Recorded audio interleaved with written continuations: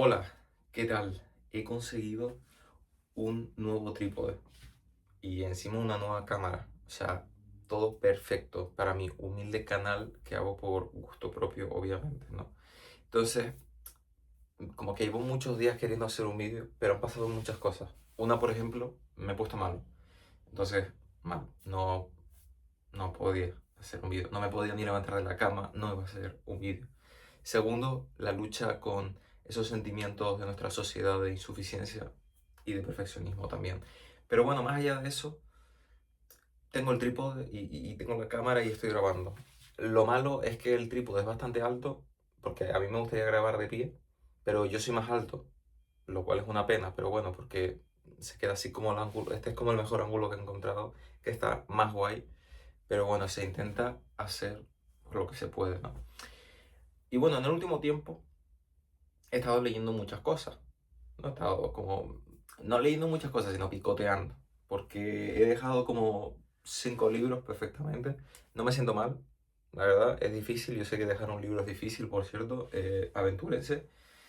O sea, yo, de verdad, yo he descubierto un mundo. O sea, o sea, uno descubre un mundo al momento de dejar un libro. O sea, descubres que los libros no son un contrato con tu vida, ni vas a morir después de dejarlo.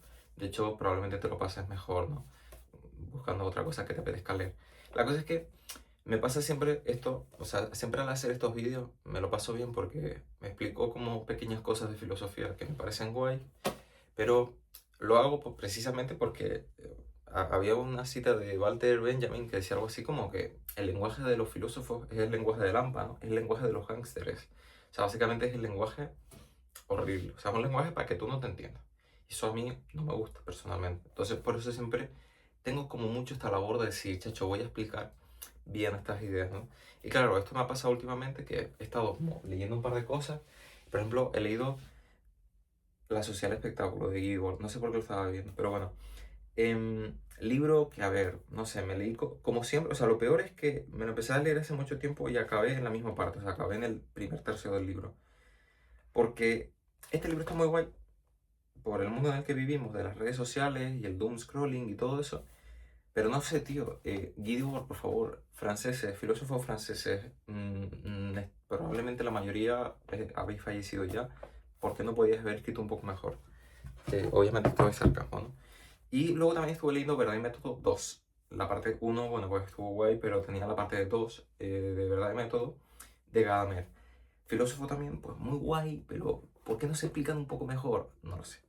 Pero bueno, entonces yo de estas migajas que he ido así cosechando, también he leído Kierkegaard, lo tendré, no me acuerdo dónde tengo el libro, pero bueno, por ahí estará. Y también he estado viendo así como vídeos que me han gustado, ¿no?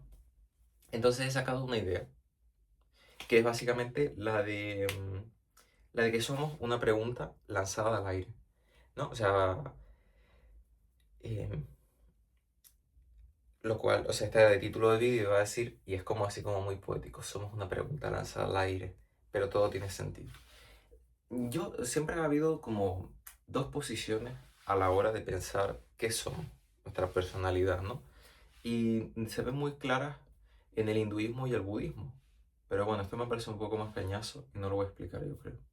Básicamente las dos posiciones son pensar o que tenemos una especie de esencia verdadera ahí, muy bonita y tal, que está y que tenemos que intentar ir desenterrando, y la idea de que em, no somos nada, o sea, no tenemos nada en especial y por tanto podemos hacernos como nos dé la gana. Las dos tienen sus ventajas. La primera que está guay porque te da como fuerza, ¿no? Es como, ay, hay alguien como verdadero dentro de mí, ¿no? Pero al mismo tiempo es como un poco, te puedes sentir un poco determinado, como, ah, pues solo está eso, ¿no? O sea, porque te jodes, ¿no? Tú ya estás hecho, pues encuéntrate, ¿no? La segunda te puede deprimir un poco, pues porque vivimos en una cultura y filosofía occidental que cree que es súper esencial tener una esencia, porque si no la tienes, no eres nada. Entonces, claro, te puede deprimir a primeras, pero también da mucha libertad, porque es como, oye, em, es un, ¿cómo se dice? Eh, te da mucha libertad porque te hace como tú quieres, ¿no? No hay un yo ahí establecido, tú vas haciendo ese yo. Entonces, bueno, están como las dos. Pero bueno, yo no sé si esto es un punto intermedio, creo que no. No lo he pensado mucho tampoco. pero he pensado en que somos una pregunta lanzada al aire. Somos una pregunta y yo creo que tiene un poco de ambas. O al menos yo creo que metafóricamente es mucho más bonita y por eso vengo a presentarla. Sobre todo porque va más allá un poco de este tema y porque siento que es un poco lo que quiere decir Gadamer, ¿no? Y me gusta mucho. Y también un poco lo que dice Kierkegaard, pero sobre todo Gadamer. Y yo creo que encima con mis palabras se presenta mejor. Básicamente, eh, nuestra también cultura a veces tiene ese deje muy romanticista de que uno puede con todo y de que uno es un genio, y sobre todo ahora con el auge del estoicismo se reivindica más aún el hecho de que, pues eso, uno puede con todo. ¿No? Es decir, los modelos de Silicon Valley y todo eso es como, una persona sola ha logrado hacer todo esto, me refiero como, no, estuvo en su garaje, no, vamos a leernos la biografía de Steve Jobs, tal, no sé qué. Y a ver, pues, obviamente, em, es decir, cada uno, igual que en la filosofía, ¿no? Como, Kant, Spinoza, ¿no? O sea, justo aquí tengo la ética Spinoza, ¿no? Spinoza, el que pule las lentes solo en su casa, qué crack, ¿no? Como que todo es solo, ¿no? Nunca ha habido la ayuda de nadie más. Y a ver, ese mito, creo que, no sé, ya lo habré hablado en otros vídeos, es un poco falso. O sea, obviamente, no es así. O sea, no somos Dios, sobre todo porque normalmente tú has venido de un papá y una mamá en el sentido de que, bueno, tú habrás nacido, ya tan independiente no eres, no eres Dios, es decir, ya empezamos por ahí. Obviamente que tu familia puede salir, es decir, pueden pasar cosas, los traumas, pero obviamente eso ya te da un punto de partida. O sea, cada uno ya empieza en un lugar. Por eso un poco lo de la pregunta lanzada al aire, sobre todo quizás habría que pensar ese lanzado al aire como en un aire concreto. O sea, obviamente esa pregunta no está en Marte ni en Venus, puede estar en Canarias, puede estar en Alemania o puede estar en donde sea, en Tenerife, en un lugar más concreto, donde sea. Entonces, claro, lo que nos plantea que somos una pregunta es que una pregunta también puede tener respuesta, pero esas preguntas se las plantea, o sea, ¿qué significa preguntar o responder? Significa un diálogo. Es decir, no se puede preguntar y responder uno a sí mismo, uno así solo. O sea, obviamente eso no tiene sentido. Que sí que hay gente que lo habrá intentado, que está muy bueno. Bueno, pero no. La realidad es que el- las preguntas y las respuestas siempre nos remiten a, a dos sujetos, a dos individuos o a un grupo de personas en el que se da lo que se llama la dialéctica de la pregunta y de la respuesta. Esto se ve en los diálogos de Platón, ¿no? En los que, es decir, para que el Sócrates de Platón, a pesar de que suele ser muy omniabarcante, en el sentido de que al final es Sócrates el que pone todo, ese Sócrates platónico, es el que pone toda la mella, es decir, el que habla de todo, el que propone todas las cosas súper bonitas, no es normalmente el interlocutor.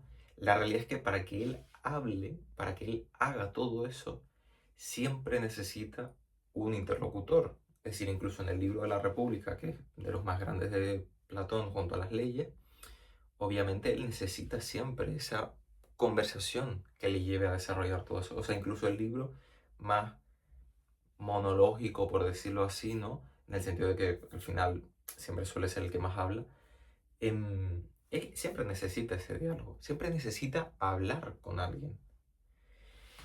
Claro, en ese sentido, a mí me gusta mucho porque Gadamer dice aquí algo al principio, que lo dice con respecto a la historia de la filosofía, pero a mí me gusta pensarlo,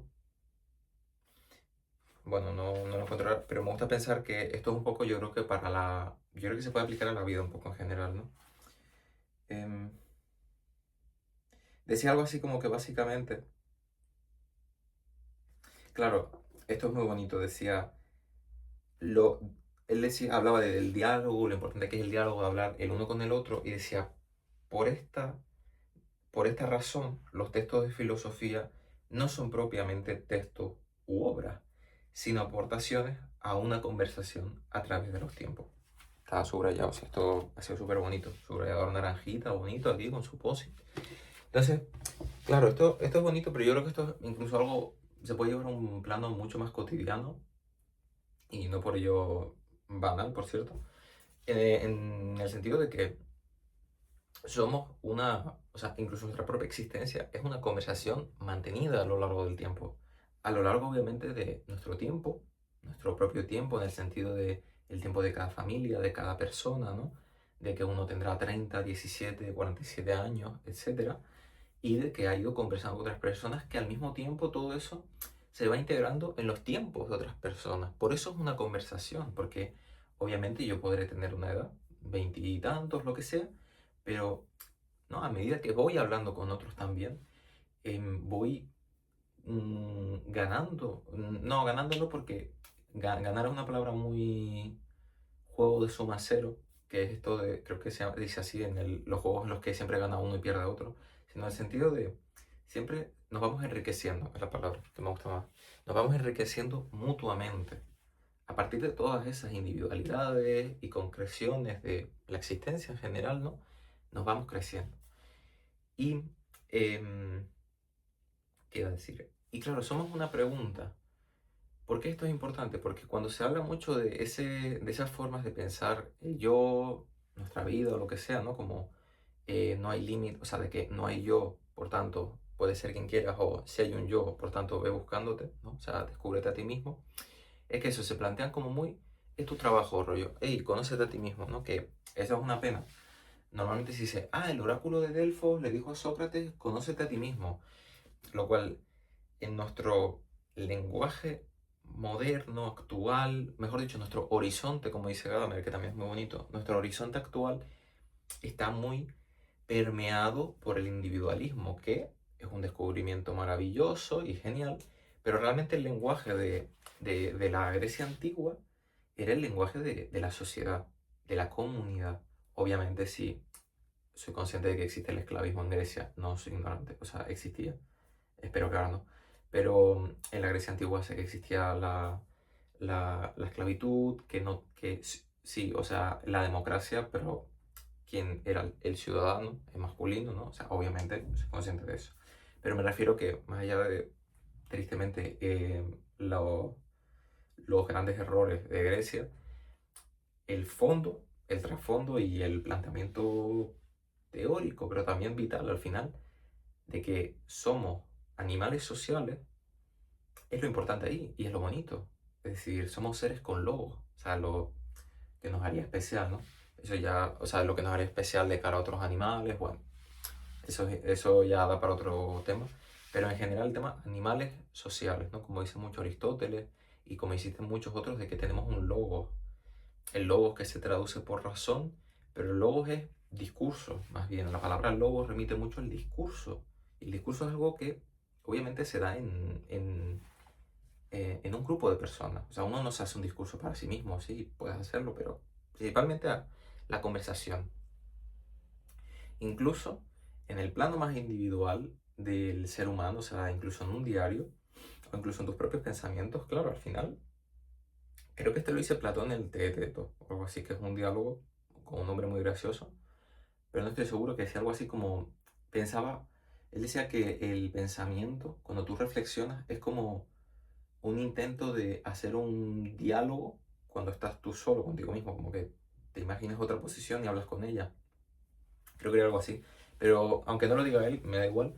Lo importante es eso, es decir, incluso el pensamiento más monológico, más monólogo, más contigo mismo, incluso en ese pensamiento, tú siempre te diriges a alguien. O incluso si hablaras contigo mismo, o sea, el hecho de que te hables contigo mismo es como que intentas separarte un momento y decirte, oye, hola, soy yo, ¿no? Y intentas decirle algo a ese tú mismo. Incluso en ese momento se ve esa naturaleza de preguntas que somos, sobre todo de comunidad, de socialización, de necesidad de abrirse al mundo o a lo que se llama el otro. Bueno, eso da igual cómo lo quieras matizar, ¿no? Y el lenguaje, pero la cosa es esa. Entonces, la naturaleza de la pregunta tiene algo muy bonito que nos aporta. Las preguntas, en filosofía al menos, y yo creo que las preguntas importantes de la vida, no tienen una respuesta definitiva. Son como poliédricas, por decirlo así. No sé si tienen muchos ángulos, muchos lados, muchos, no sé, vértices, ni idea. La cosa es que a medida que vamos teniendo conversaciones a lo largo de nuestra vida, vamos descubriendo muchas cosas. Vamos descubriendo que esto puede verse de otra manera, que esto puede plantearse de otro modo. Y sin embargo es la misma cuestión. A lo que quiero llegar es a que las preguntas a veces no tienen una respuesta definitiva, ni siquiera las mejores preguntas, ¿no? El sentido de la vida, tal, etcétera. Entonces el hecho de que seamos preguntas remite mucho no solo a nuestro carácter social, que yo creo que es el primer punto importante que quería abarcar aquí, o comunitario, bueno, da igual como lo pongamos. Y la segunda, remite también a nuestro carácter, iba a decir procesual, pero me parece como muy rebuscado, bueno, a nuestro carácter de devenir, de proceso, de ir haciendo, ¿no?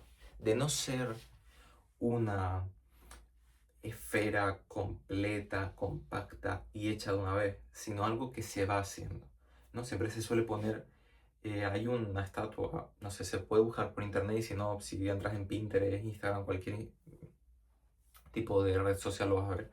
Típica estatua que se va como modelando a sí misma. Bueno, yo creo que ese ejemplo puede ser bueno, es decir, al final nos vamos haciendo. Y lo mismo que la pregunta, o sea, si la filosofía, la historia de la filosofía es una gran conversación, nuestra vida también es una conversación. Y las conversaciones no tienen un punto y final. O sea, obviamente, cuando hablamos con nuestras amistades, cuando se termina el día y al final nos tenemos que ir, eso no significa que se haya terminado la conversación, no volvemos a hablar, por tanto no hace falta seguir siendo amigos. Creo que no. Bueno, espero que nadie sea así.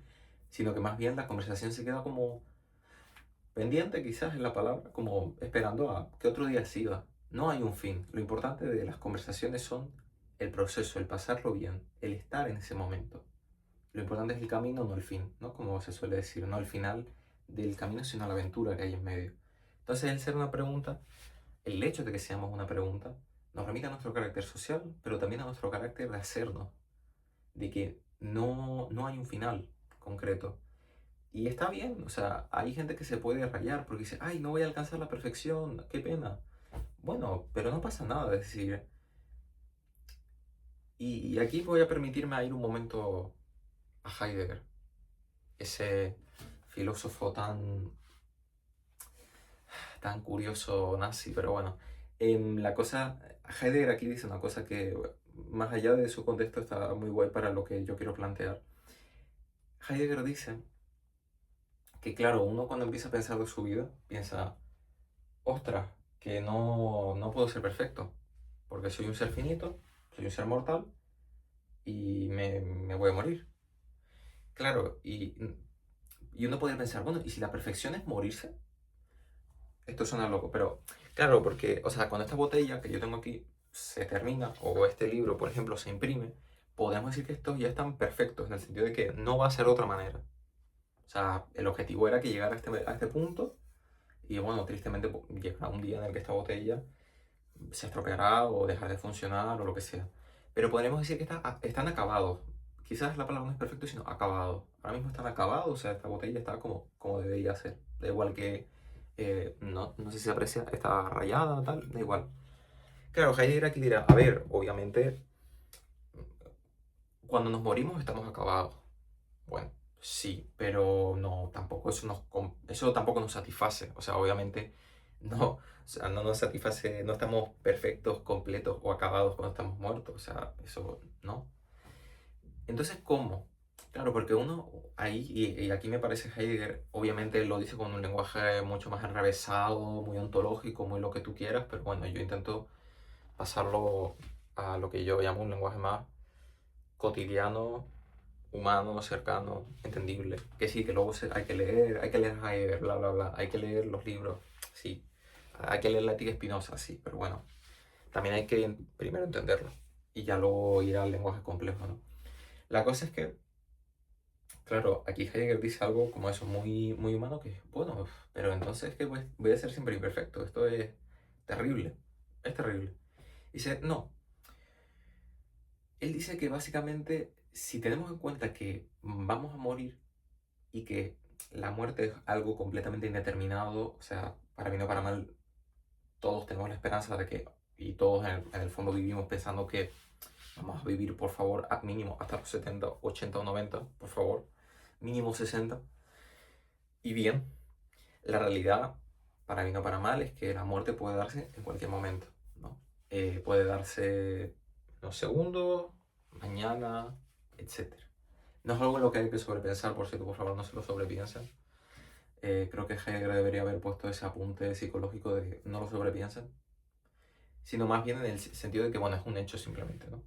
Entonces, claro, ¿cómo enfrentarse a ese hecho? Uno podría hacer el sobrepensamiento, de hecho. Podríamos decir, no, y te paraliza.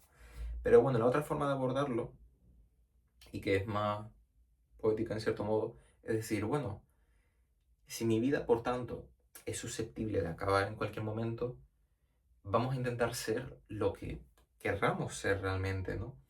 Él, no sé, Heidegger lo dirá de una manera más concreta, tal. Él habla de ser auténtico, porque dice, claro, nosotros podemos hacer cosas que en el fondo no son las que nos apetecen del todo, ¿no? Dice, tenemos una tendencia, ¿no? Heidegger o algo así, dice como tenemos una tendencia a sumergirnos en el uno o el C.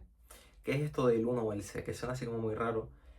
Es lo que se puede decir como hundirse en las masas, pero esto ya es más polémico o barra, ¿cómo se dice? Populista, o no sé, como muy elitista también.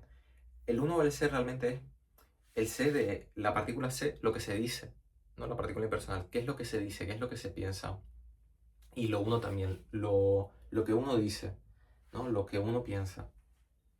Esa partícula impersonal refiere Heidegger a que tenemos la tendencia a sumergirnos, a dejar de un poco ser nosotros y pensar pues lo que se piensa, ¿no? Y un poco dejar ahí, ¿no? Como olvidarnos un poco de esos temas tan extravagantes, ¿no? Del sentido de la vida y todo eso y pues vamos a hundirnos ahí. Entonces como que Heidegger dice que tenemos que intentar siempre como volver a ser auténticos, es decir, a ser quien nosotros queramos ser realmente. O sea, yo estoy haciendo este vídeo no por lo que se piensa, por fama y tal, sino simplemente pues, porque me apetece, ¿no? O sea, Heidegger, una vez más, lo plantea de forma muy compleja, pero yo creo que el mensaje esencial, aunque sea un poco vulgar o cotidiano, es ese. Y lo... Yo creo que eso, o sea, también tiene mucho que ver con la pregunta, con lo que quiere decir la pregunta. Es decir, la perfección está en cada momento hacer lo que a uno le apetezca. Por tanto, al ser una pregunta, lo importante es que somos un proceso y lo importante es estar viviendo ese proceso. Es decir, vivir las conversaciones con los demás, autodescubrirnos, vivir ese proceso que es que el hecho de que seamos una pregunta y poco a poco nos vayamos descubriendo. Intentando siempre, aunque no, obviamente, intentando siempre estar atentos, no desviarnos, no caer en ese C, pero obviamente no somos perfectos y, a ver, tampoco esto hay que plantearlo como una tarea romántica. Yo, de hecho, prefiero plantearlo como una tarea cotidiana en el fondo, o sea, también vivir el día a día, ¿no? Pero en el fondo, ¿qué significa ser una pregunta lanzada al aire? Ser seres sociales, no nos podemos conocer a nosotros mismos solo por nosotros mismos. Esto es lo que en el fondo está debajo de esa medio cultura romanticista, detrás un poco de, también de nuestros días. No, descúbrete a ti mismo, coge un diario, escribe, ¿no? Escucha podcast, tal, y descubre quién eres, ¿no? Reza. Me parece que o sea, rezas, y, o sea, la religión, rezar, todo eso, todos son medios para descubrirme yo a mí mismo. Pero la realidad es que no. O sea, uno no se puede descubrir por sí mismo, o sea, a sí mismo solo con uno mismo. Es que eso, esa es la parte esencial del vídeo y lo que a mí me gusta mucho. Uno para descubrirse a sí mismo necesita de los demás.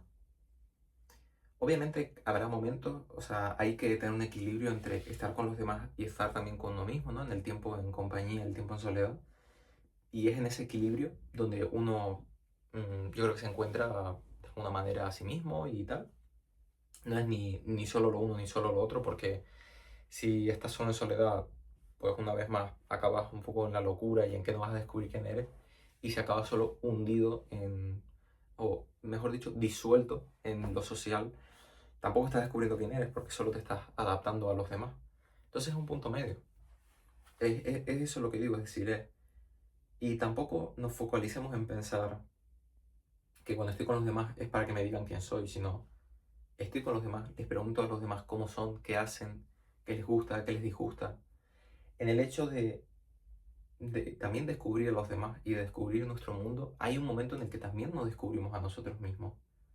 Y eso está claro porque, bueno, está claro para mí, ¿no? Según mi pensamiento, en el sentido de que cada vez que haces algo, una actividad o un evento, lo que sea, que te afecta, ¿no? A ti mismo, en ese momento te descubres también. Ese evento puede ser una conversación, un libro, etcétera, da igual. Esto no es para otro vídeo, no tengo el libro aquí. Ah, sí, creo que sí. Bueno, el libro de Hartmut Rosa, Lo Indisponible, ya he hablado de él, ¿no? Que habla de resonar. Y básicamente el concepto este de resonar es intentar como... O sea, resonar es básicamente un momento en el que eso, un objeto te apela a ti, te apela a ti, tú en cierto modo apelas a ese objeto también, ¿no?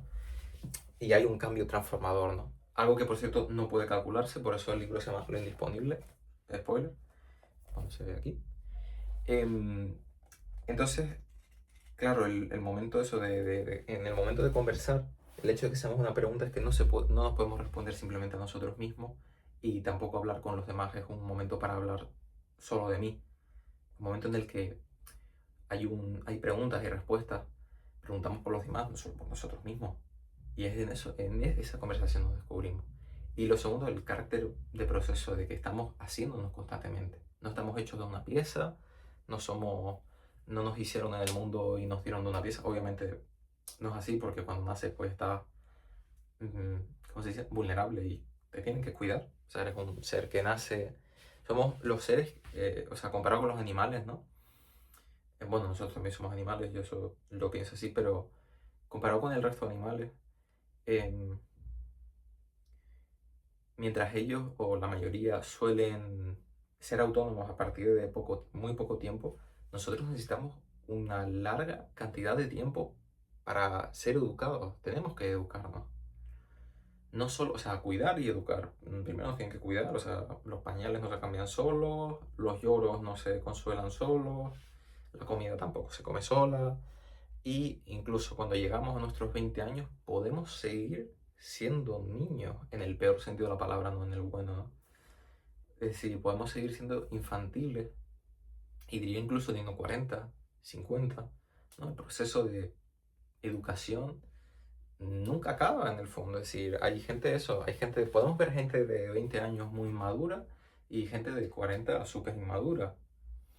Ese es el proceso de la vida. Y eso yo creo que también resalta el carácter de pregunta y con el que yo creo que voy a ir cerrando el vídeo porque al igual no sé. Bueno, voy a ir cerrando el vídeo.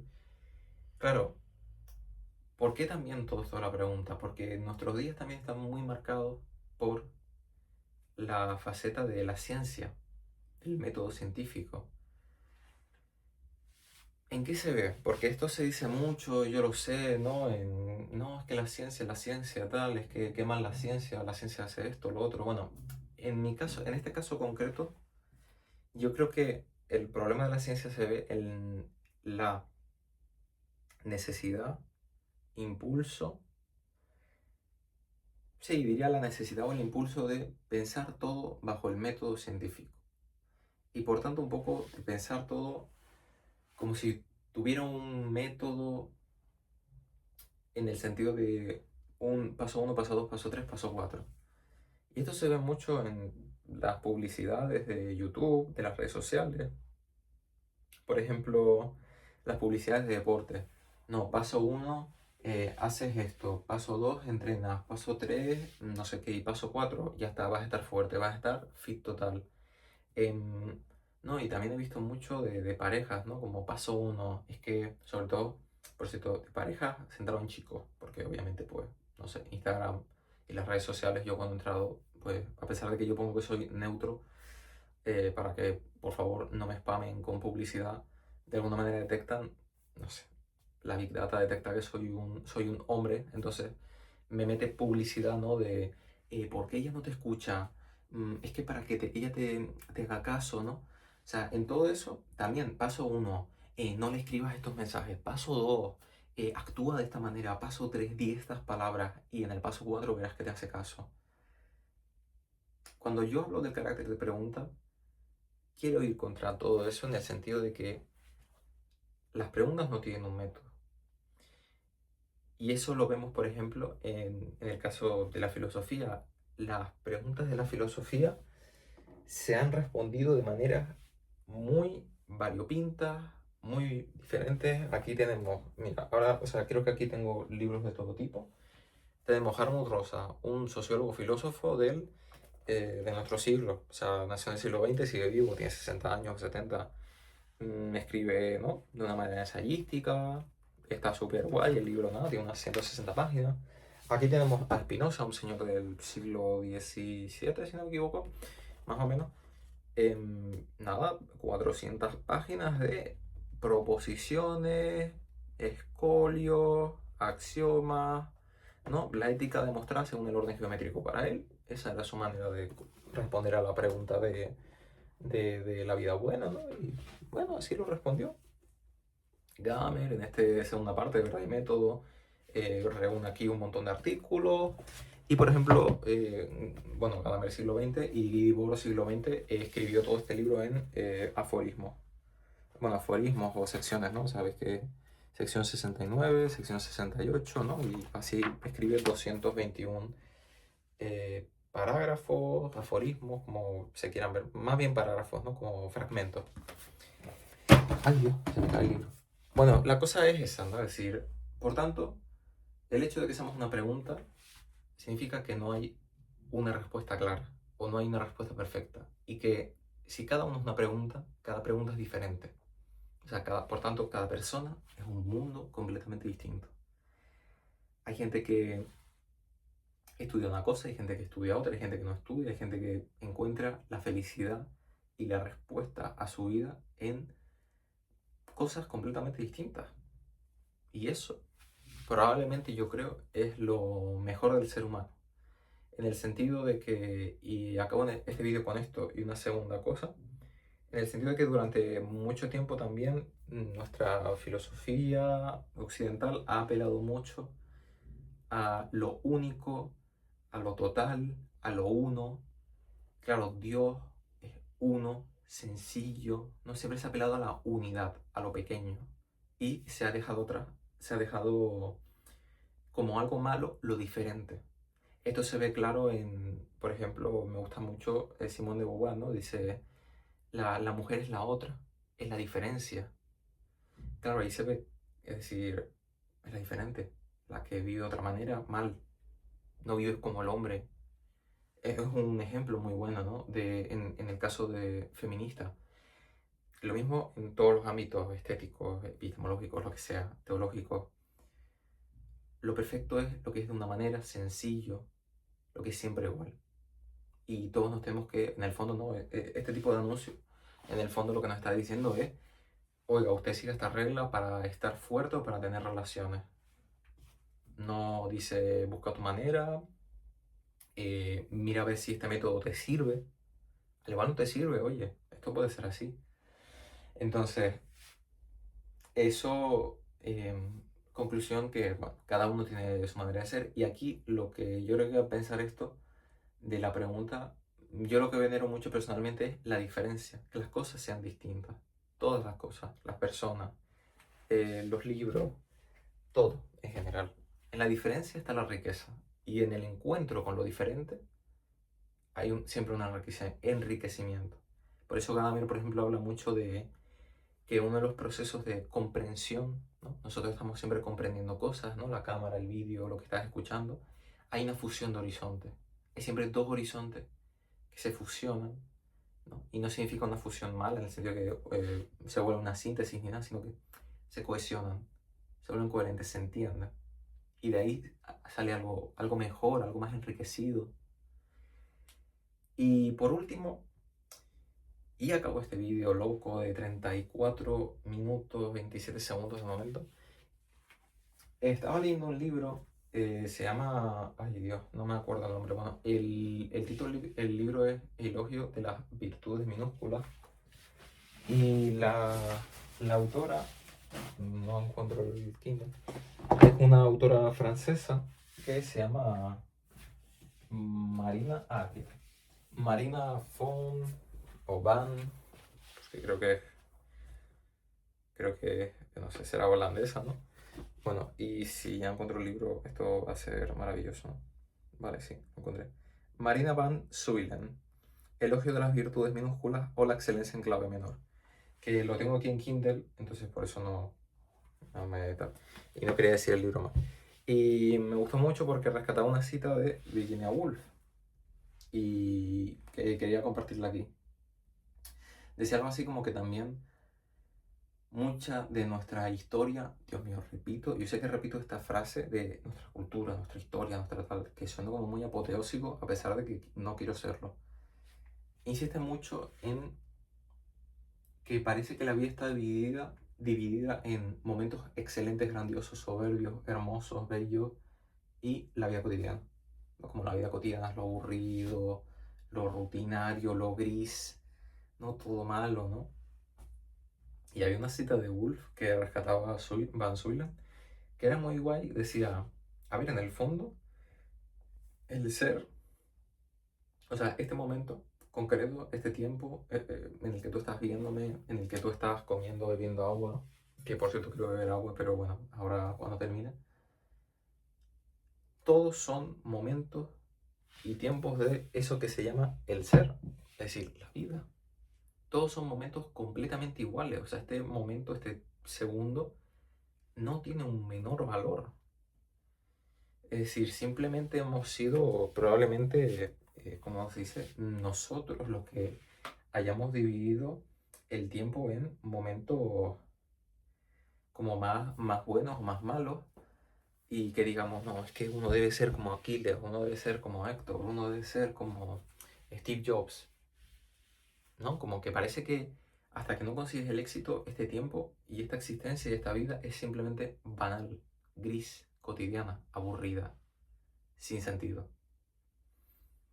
Y bueno, en el elogio que hace como Van Zuylen de la vida cotidiana, suficiente, ¿no? Y de la moderación, pues me gustó mucho esa cita.